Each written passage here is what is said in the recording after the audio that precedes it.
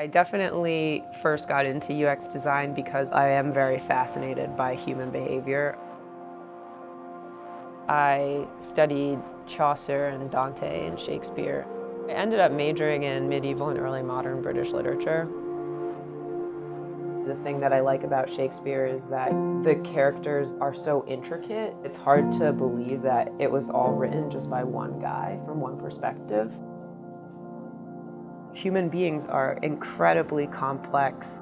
I think that's a really foundational concept in UX design.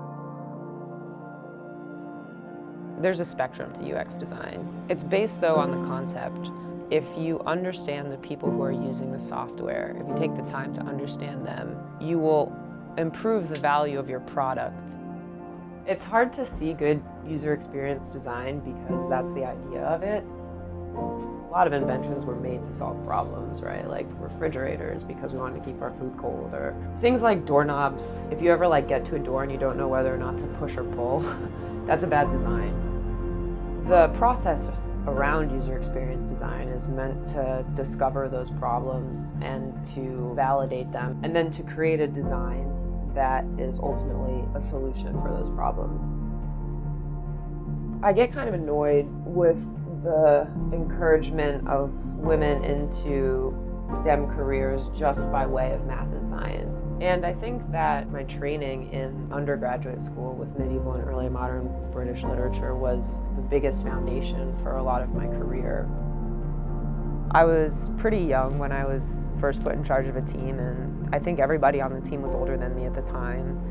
When the opportunity came up, I just took it. And I think there was a certain naivety to it, and sometimes that's a good thing.